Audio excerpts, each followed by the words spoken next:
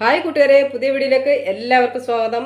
ഒരാഴ്ചയോളമായി വലിയ വീഡിയോ ചെയ്തിട്ട് കുറച്ച് തിരക്കും കാര്യങ്ങളൊക്കെ ആയിട്ട് ഇരിക്കുകയായിരുന്നു. അതുകൊണ്ടാണ് വീഡിയോ ചെയ്യാൻ സമയം കിട്ടിയില്ല. അപ്പോൾ നമുക്ക് ചോദ്യങ്ങളിലേക്ക് കിടക്കാം.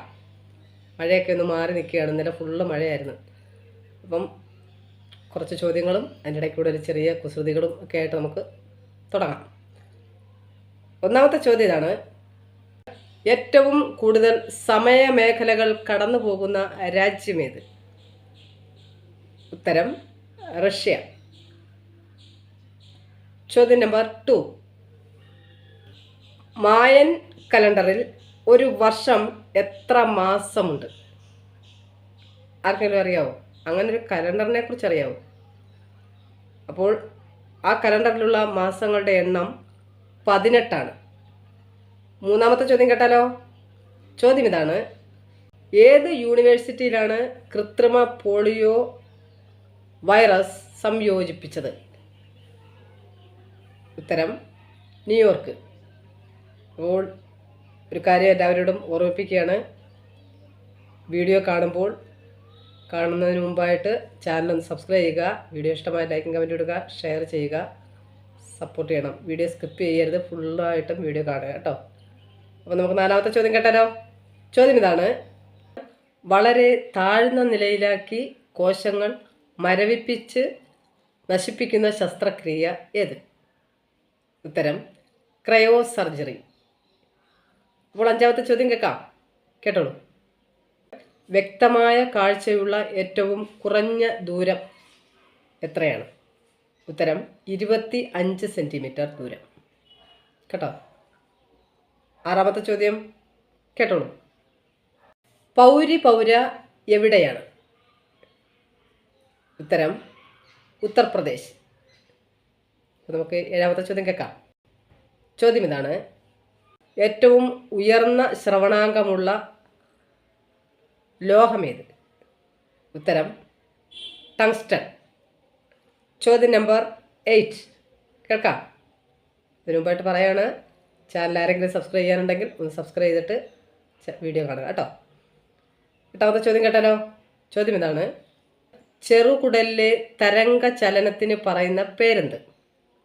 ഉത്തരം പെരിസ്റ്റാൾസിസ് ജലത്ത. ഉത്തരം ഒന്നുകൂടെ പറയാം: പെരിസ്റ്റാൾസിസ് ജലത്ത. ഇപ്പം നമുക്ക് ഒമ്പതാമത്തെ ചോദ്യം കേൾക്കാം. ചോദ്യം ഇതാണ്: ഇന്ത്യക്കാർക്ക് എന്ന മുദ്രാവാക്യം ആദ്യമായി പ്രഖ്യാപിച്ചത് ആര്? ഉത്തരം സ്വാമി ദയാനന്ദ സരസ്വതി. അപ്പോൾ നമുക്ക് പത്താമത്തെ ചോദ്യം കേട്ടാലോ? ചോദ്യം ഇതാണ്: തുറന്ന ഹൃദയ ശസ്ത്രക്രിയയുടെ പിതാവാര്? ഉത്തരം ആർക്കെങ്കിലും അറിയാവോ? ഉത്തരം ഇതാണ്: ക്രിസ്ത്യൻ ബെർണാഡ്. അപ്പോൾ 11ാമത്തെ ചോദ്യം കേട്ടോളൂ. ഏറ്റവും കൂടുതൽ കാലം ഇന്ത്യൻ നാഷണൽ കോൺഗ്രസിൻ്റെ പ്രസിഡൻ്റായിരുന്ന വനിതയാര്? ഉത്തരം സോണിയ ഗാന്ധി. 12ാമത്തെ ചോദ്യം കേൾക്കാം. ഐക്യരാഷ്ട്രസഭയുടെ സിവിലിയൻ പോലീസ് ഉപദേഷ്ടാവായി നിയമിക്കപ്പെട്ട ആദ്യ ഇന്ത്യൻ വ്യക്തി ആര്? ഉത്തരം കിരൺ ബേദി. 13ാമത്തെ ചോദ്യം കേൾക്കാം. ചോദ്യം ഇതാണ്: ജന്തു ശരീരത്തിൽ നിന്നും ശേഖരിച്ച ആദ്യത്തെ എൻസൈം ഏത്? ഉത്തരം പെപ്സിൻ. പെപ്സിയല്ല, പെപ്സിൻ. അപ്പോൾ നമുക്ക് 14ാമത്തെ ചോദ്യം കേൾക്കാം. ചോദ്യം കേട്ടോളൂ. പാരഫിൻ മെഴുക് ഏത് വസ്തു ശുദ്ധീകരിക്കുമ്പോൾ കിട്ടുന്ന ഉൽപ്പന്നമാണ്? ഉത്തരം ആർക്കെങ്കിലും അറിയാവോ? നമ്മളെല്ലാവരും ഡെയിലി നമ്മളത് പ്രവർത്തിപ്പിക്കുന്നതിന് വേണ്ടി ഡെയിലി ഉപയോഗിക്കുന്ന ഒരു സാധനമാണ്. നമ്മുടെ എല്ലാം വാഹനങ്ങൾ പ്രവർത്തിപ്പിക്കുന്നതിന് വേണ്ടി ഉപയോഗിക്കുന്ന സാധനമാണത്. ഉത്തരം പെട്രോളിയം കേട്ടോ. നമുക്ക് 15ാമത്തെ ചോദ്യം കേൾക്കാം. ഭൂമിയുടെ അപരൻ എന്നറിയപ്പെടുന്ന ഉപഗ്രഹം ഏത്? അറിയാവോ ആർക്കെങ്കിലും? ഉത്തരം ടൈറ്റൻ. അപ്പോൾ നമുക്ക് 16ാമത്തെ ചോദ്യം കേൾക്കാം. ചോദ്യത്തിന് മുമ്പായിട്ട് എന്നത്തെ പോലെ ഒരു ചെറിയ കുഞ്ഞു കുസൃതി, 2 വരി പാട്ട്, അത് ഞാൻ പറയാം. പാട്ട് നിങ്ങൾക്ക് ഇഷ്ടപ്പെട്ടാൽ അഭിപ്രായം പറയണം കേട്ടോ. മൊത്തമൊന്നും പാടാൻ പറ്റുന്നില്ല, 2-3 വരി പാടാം. ഓക്കെ, അപ്പോൾ കേൾക്കാം. ഒരുപാട് ഇഷ്ടമുള്ളൊരു പാട്ടാണ്. അതിൽ രണ്ട് മൂന്ന് വരിയെ പാടാൻ പറ്റത്തുള്ളൂ കേട്ടോ, പാടുന്നുള്ളൂ. കൂടുതൽ പാടി നിങ്ങളെ വെറുപ്പിക്കുന്നില്ല. അപ്പം പാടാമെന്നല്ല പറയാം. ഇഷ്ടപ്പെട്ടാൽ അഭിപ്രായം പറയണം കേട്ടോ.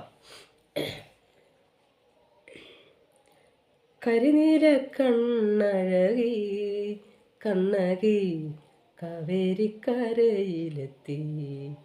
ഓ കണ്ടെങ്കിലെന്നു കൊതിച്ചു കണ്ണേ കനകച്ചിലമ്പു ചിലമ്പി.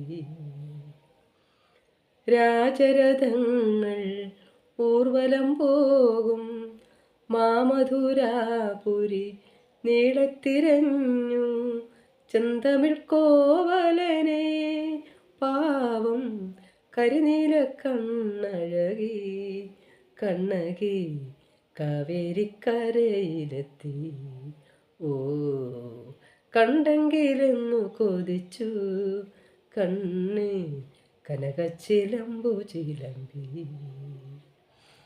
ഇത്രേ പാടുന്നുള്ളൂ കേട്ടോ. അപ്പോൾ നമുക്ക് 16ാമത്തെ ചോദ്യം കേട്ടാലോ. ചോദ്യം ഇതാണ്: ഗാർഗിൽ ഫോർമുല എന്തുമായി ബന്ധപ്പെട്ടിരിക്കുന്നു? ഉത്തരം ആർക്കെങ്കിലും അറിയാമോ? അതിൻ്റെ ഉത്തരം കേന്ദ്ര സംസ്ഥാന ധനകാര്യ ബന്ധവുമായി ബന്ധപ്പെട്ടിരിക്കുന്നു. അപ്പോൾ 17ാമത്തെ ചോദ്യം ഇതാണ്. ചോദ്യം കേൾക്കുന്നതിന് മുമ്പായിട്ട് വീണ്ടും ഒരു കാര്യം ഓർമ്മിപ്പിക്കുകയാണ്. ചാനൽ ആരെങ്കിലും സബ്സ്ക്രൈബ് ചെയ്യാതെയാണ് കാണുന്നതെങ്കിൽ ആ ചാനൽ ഒന്ന് സബ്സ്ക്രൈബ് ചെയ്തേക്കുക. കൂടെ ആ ബെൽ ബട്ടൺ കൂടി ഒന്ന് എനേബിൾ ചെയ്തേക്കുക. എങ്കിലേ ഞാൻ ഇടുന്ന വീഡിയോസുകൾ നിങ്ങൾക്ക് ആ സമയത്ത് കിട്ടത്തുള്ളൂ കേട്ടോ. അപ്പോൾ വീഡിയോ ഫുള്ള് കാണാൻ ശ്രമിക്കുക. ആദ്യം മുതൽ അവസാനം വരെ സ്കിപ്പ് ചെയ്യാതെ വീഡിയോ കാണാൻ ശ്രമിക്കുക. എല്ലാവർക്കും ഉപകാരമുള്ള ചോദ്യവും ഉത്തരവുമാണ് ഇതിൽ ഞാൻ പോസ്റ്റ് ചെയ്യുന്നത്. അപ്പോൾ നമുക്ക് 17ാമത്തെ ചോദ്യം കേൾക്കാം. ചോദ്യം ഇതാണ്. ഏറ്റവും പ്രധാനപ്പെട്ട ഒരു ചോദ്യമാണ്, എല്ലാവരും അറിഞ്ഞിരിക്കേണ്ടതാണ്. എന്നാൽ ഇതാർക്കും ഒട്ടുമിക്ക ആർക്കും അറിയാൻ പാടില്ലാത്തതുമാണ്. ചോദ്യം കേൾക്കാം. കണിക്കൊന്ന ഏത് രോഗത്തിൻ്റെ ചികിത്സയ്ക്ക് ഉപയോഗിക്കുന്നതാണ്? ഏത് രോഗത്തിനാണ് കണിക്കൊന്ന ചികിത്സയായിട്ട് ഉപയോഗിക്കുന്നത്? സാധാരണ നമ്മൾ വിഷുവിന് കണി കാണാനൊക്കെയാണ് കണിക്കൊന്ന ഉപയോഗിക്കുന്നത്. കണിക്കൊന്ന പൂവൊക്കെ പറിച്ച് കണി ഒരുക്കുന്നതിന് വേണ്ടിയാണ് അല്ലേ. പക്ഷേ ഇതൊരു ചികിത്സയ്ക്ക് വേണ്ടി ഉപയോഗിക്കുന്ന വസ്തു കൂടിയാണ്. ആർക്കെങ്കിലും അറിയാമോ അത്? അതിൻ്റെ ഉത്തരം കുഷ്ഠരോഗത്തിൻ്റെ ചികിത്സയ്ക്ക് വേണ്ടി ഉപയോഗിക്കുന്നതാണ് കണിക്കൊന്ന. അപ്പോൾ നമുക്ക് 18ാമത്തെ ചോദ്യം കേൾക്കാം. ചോദ്യം ഇതാണ്.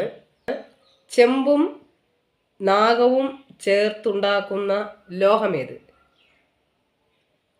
അതെന്ന് ആർക്കെങ്കിലും അറിയാമോ? ഉത്തരം പിച്ചള.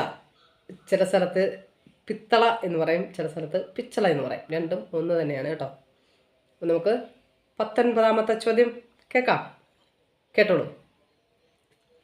ഗ്രീനിച്ച് സമയം കാണിക്കുന്ന ഉപകരണം ഏത്? 19ാമത്തെ ചോദ്യമാണ്. ഗ്രീനിച്ച് സമയം കാണിക്കുന്ന ഉപകരണം ഏത്? അതിൻ്റെ ഉത്തരം ആർക്കെങ്കിലും അറിയാവോ? ഉത്തരം ക്രോണോമീറ്റർ കേട്ടോ.